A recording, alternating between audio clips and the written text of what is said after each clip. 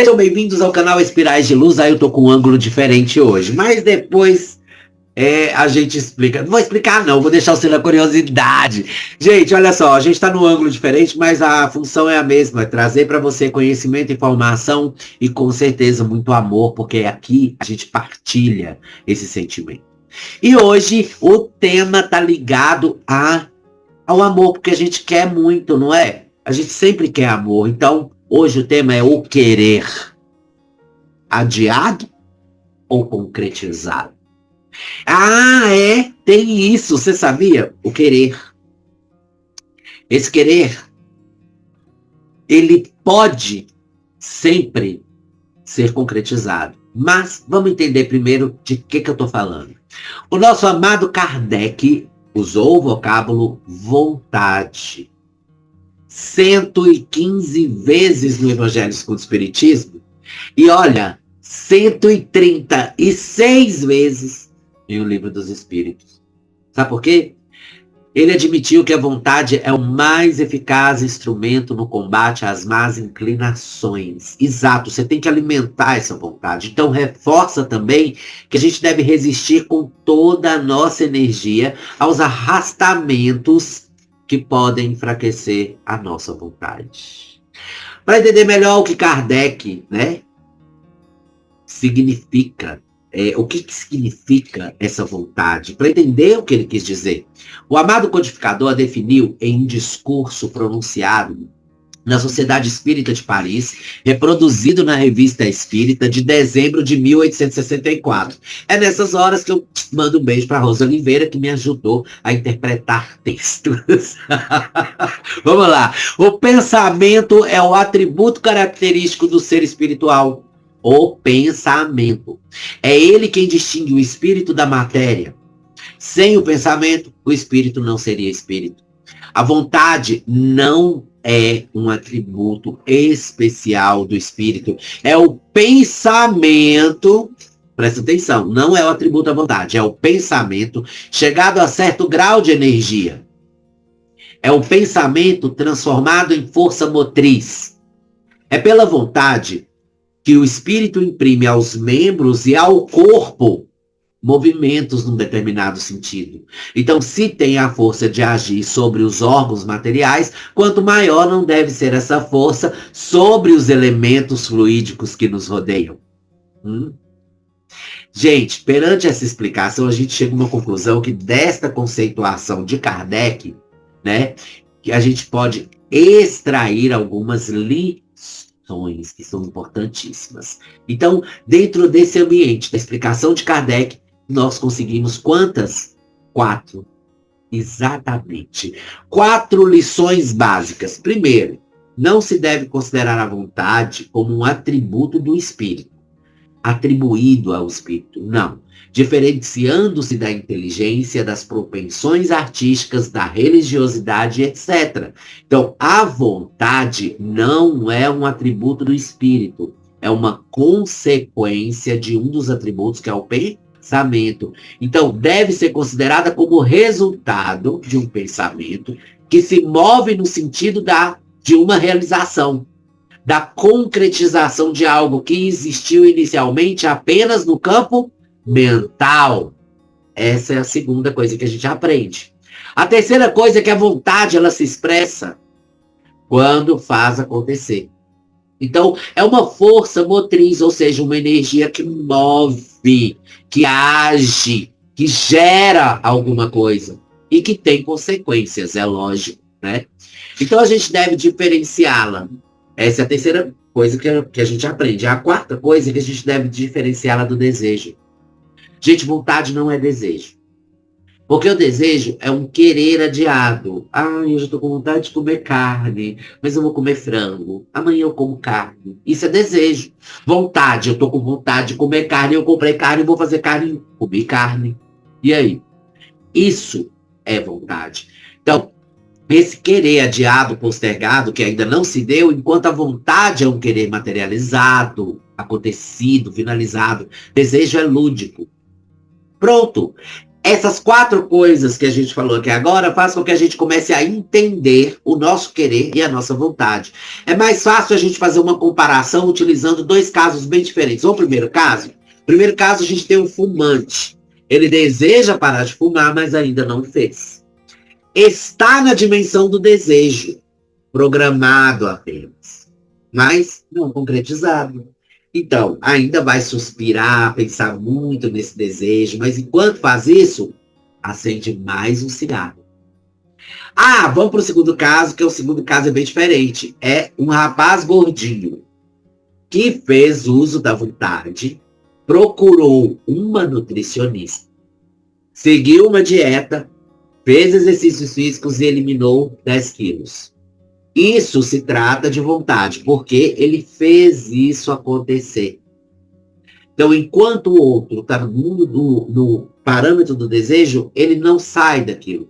O outro vai pela vontade e age. Assim como o fumante também pode procurar um posto de saúde e acabar com o cigarro na vida dele, fazendo um tratamento.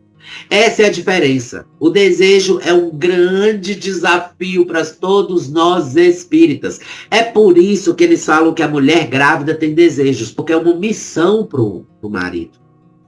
Entendeu? Olha para você ver, o desejo está ligado a coisas difíceis.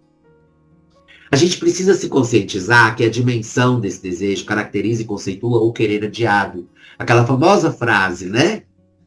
Querer não é poder. Então, nós não devemos considerar o desejo do indivíduo, justamente por ser ele quem dá o impulso inicial para que possamos realizar aquilo que está em nossas mentes. Então, o desejo não deve ser desconsiderado. Agora, alimentado é outra coisa, porque senão você não vai sair do lugar. E é o maior motivo para que sejamos mais ativos e menos comodistas. A gente precisa mergulhar na dimensão da vontade, ou seja, do querer concretizado. A gente tem que escolher assim, ó, estaremos dando muitos passos seguros rumo ao real desenvolvimento espiritual, porque já que deixa de ser apenas algo imaginado e passa a ser algo realizado, a realização. Então todos nós temos o direito de querer. Exato, você pode querer algo, uma situação melhor, querer curar-se, querer bons amigos, querer sucesso no que faz, e mais um montão de coisas. Mas, como diz o ditado popular, querer não é poder. Por quê? Porque para o querer ser poder, gente, é preciso que a pessoa tenha conhecimentos, estrutura emocional e espiritual, forças morais e determinação. E tudo isso funciona como suporte que vai o levar a alcançar seu objetivo através de gerar coisas todas à vontade.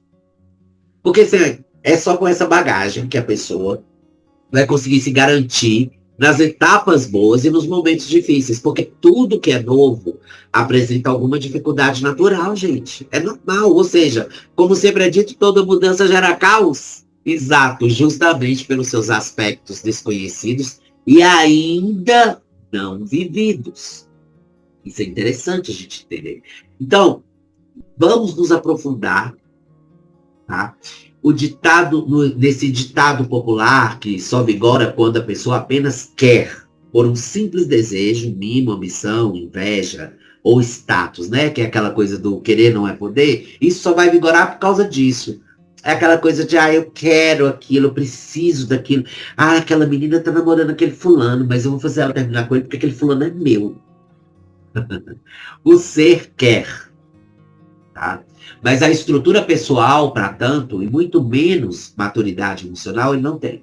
Principalmente para reconhecer sua falta de bagagem para alcançar suas metas e mover, acrescentar e mudar em si os recursos necessários. Ele, além do próprio querer, também quer que alguém, Deus ou a vida, satisfaça sua vontade e pronto. E aí gera frustração, porque ele não conseguiu aquilo que queria e etc. Então estabelece aí um início, um processo de depressão por causa da falta da saciedade, por causa do querer exacerbado. Então, a gente tem que fazer o quê? Estabelecer limites entre o não poder e o poder. entre o orgulho, a vaidade e a prepotência. Porque isso daí é que sempre deixa o indivíduo cego para a preparação, o exercício e o desenvolvimento de potenciais necessários para ele realizar sua própria vontade. Sabe, a inveja, ela é uma das energias mais ruins no plano espiritual, porque ela te veta, ela te bloqueia e ela te enraiza no mesmo lugar, não te deixa ir para frente. Porque você está ali somente, sabe? É tipo assim, é aquela pessoa que se sente infeliz, injustiçada, ciumenta, raivosa, agressiva, deprimida, por fim desanimada, sabe? Todo dia ela se vitimiza, se tornando um herói sofredor, sem causa, que terceiriza todas as suas frustrações.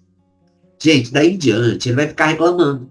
Uma verdadeira vítima em busca da piedade alheia. Por favor, tenha dó de mim. Então, capaz de rezar o tempo todo. Gente, tem uns que rezam o tempo todo. Mas na frente das pessoas para ganhar atenção. Porque quando estão sozinhos, eles estão preocupados em introspecção. Para sofrer mais e armar planos onde as pessoas caiam nesse sofrimento. Por quê? Ele ganha um olhar, ele começa o seu processo pedindo, culpando alguém, o governo, o país, os pais, qualquer um que na mente dele possa ter algo a ver com sua condição. Então é uma cegueira total, um ato inútil, não resultará em nada de bom, nem de construtivo, ou mesmo que aproxime essa pessoa do que ela quer. Gente, nós somos o quê? Instintivos em nossos sentimentos. Se quando o nosso querer não resultar em poder, o que acontece? O bom senso pede humildade suficiente para reconhecer a necessidade de se melhorar internamente, né? Somente sendo um querer real e não apenas um capricho passageiro que vai permanecer como objetivo. E isso impulsiona a pessoa a trabalhar em si. Olha que interessante. Desenvolvendo as próprias condições necessárias, buscando informações funcionais, disciplinando o que nós precisamos disciplinar, os pensamentos e condutas. E ele vai acabar adquirindo conhecimentos adequados. Aí que tá. Sem isso, a tendência é se sentir menor que todos, rejeitado ou mesmo isolado, sentir-se menos que os outros, em nada não vai ajudar. E é pelo contrário, só vai alimentar o coitadismo do indivíduo, que se estabelecendo o vitimismo, a indolência e paralisia da vontade de agir. Cara, é muito importante a gente entender isso, sabe? Porque as pessoas não compreendem. Presta atenção. O que vai acabar com a sua vontade, que vai destruir o seu querer, é o comodismo. E esse comodismo, ele pode ser físico ou mental. Físico, Max? Sim. Você imagina tudo na sua mente, mas não consegue levantar da camitia para realizar. Por quê? Preguiça. Eu não vou conseguir fazer. Eu não, aí você vira assim e fala assim, mas menina, você tá forte, isso é isso. Não, eu não sou forte não, eu tô sentindo dor no corpo inteiro. De repente aquela pessoa esquece que falou isso, levanta e sai correndo. Porque a vitimização é uma autocegueira. A pessoa não nota, mas ela mente o tempo todo para todo mundo e para ela mesma. Então essa vontade e esse querer tem que andar juntos, para que não fique só no desejo, no desejar. Fique atento, muito. Porque se o seu querer ainda não se tornou poder, sabe de que depende? De você querer, queira e faça. É isso, acho que não precisa falar mais nada, senão a gente vai encher sua cabeça de informação e você não vai chegar a lugar algum. Gente, é interessante.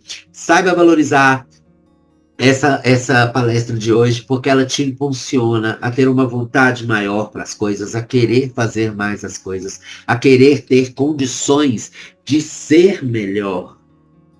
sabe? E isso é muito, mas muito importante dentro da reforma íntima.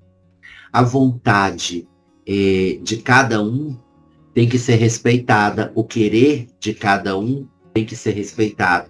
Mas coloque esse querer à frente da sua vontade, porque sem o impulso, você vai continuar sem nada. E tem outra. Não adianta você querer ajudar as pessoas que não querem. Entenda isso. É muito difícil, às vezes, para o próprio médium conseguir compreender que aquela pessoa não quer ser ajudada. Ela só quer um, ela só quer um ouvido para ouvir a vitimização dela, o sofrimento dela e aplaudir ela por isso. Mas mudar mesmo, na hora que você vai falar sobre mudança, essa pessoa te isola, te ignora, finge que você não está ali. E nem presta atenção no que você falou.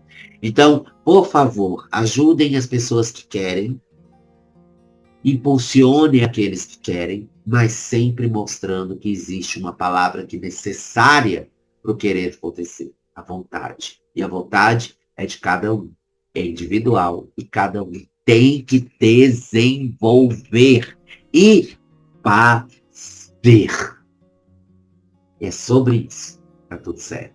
Gente, eu peço para vocês acessarem o nosso canal no YouTube, Espirais de Luz, se inscrever, ativar o sininho e também curtir nossa página no Facebook. Eu estou muito feliz hoje, com certeza que a gente está aqui sempre trazendo informação para vocês e sempre espalhando amor. Eu vou agradecer sempre, sempre essa paciência de me ouvir e de assistir a palestra. E deixa seu comentário aí que me importa muito. Até a próxima. Beijos de luz.